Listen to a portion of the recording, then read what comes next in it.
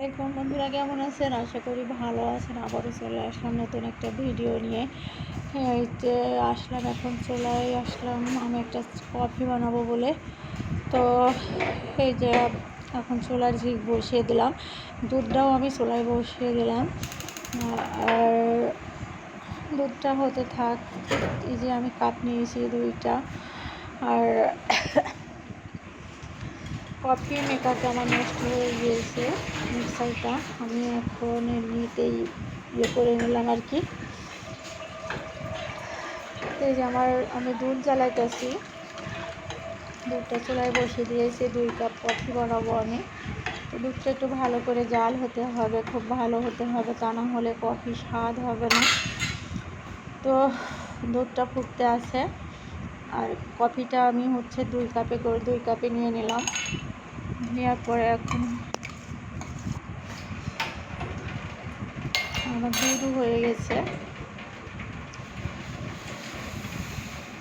আমি এখন 2 কাপে আমি কফিটা বানিয়ে নেব। 2 কাপ ধরে আমি দুধটা নিয়ে নিলাম। দুধটা ভালো করে না জ্বালালে কিন্তু কফিটা ভালো লাগবে না, স্বাদ হবে না। তো দুধটা খুব সুন্দর করে আগে থেকে জ্বালিয়ে নিতে হবে।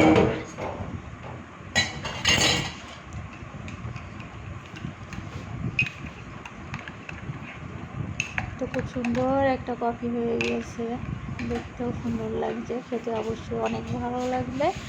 আর আমি কফি বানাই, কফিগুলো আমার খুবই ভালো হয়, খুবই মজা হয়। যে খায় সেই বলে যে না, আসলে রোজা খান কফি হচ্ছে যে খুব সুন্দর বানাইতে পারে। আমার বাসায় সবাই আমার হাতের কফি খাই। এসে চলে এসেছি কফি নিয়ে রুমে,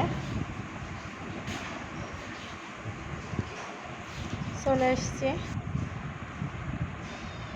যে কফি খাচ্ছি আমি, আমার তো দিনে রাতে কফি না হলে আমার দিনই যায় না, আমার ভালো লাগে না। রাত 12-1টার সময়ও আমি চা খাই। তো কে কী মনে করেন জানি না। এই দেখেন আমার টুনি আর টম, মা আর ছেলে কত সুন্দরভাবে খেলা করবে এখন।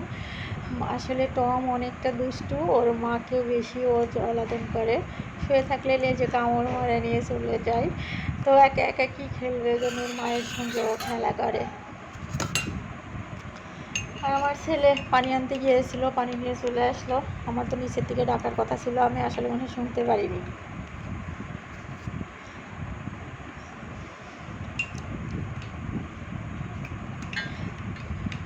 শারমিন খায় না কফি, কিন্তু একদম ঠান্ডা পানির মতো করে একটু খাইছে।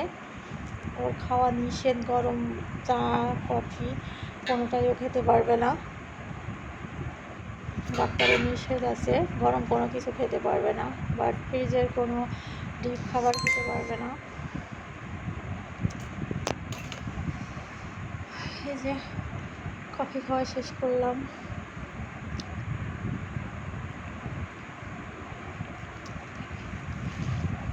ভালো ভালো থাকবেন সবাই, এবং আমাকে অবশ্যই আপনারা আমাকে লাইক কমেন্ট শেয়ার দিবেন। আপনাদের কাছে এতটুকুই আমার চাওয়া, বেশি কিছু চাওয়া না। অবশ্যই আমাকে একটা ফলো দেবেন। আমার ইউটিউব চ্যানেল আছে রোজা খান ব্লগ, ওখানে গিয়ে একটা সাবস্ক্রাইব দেবেন।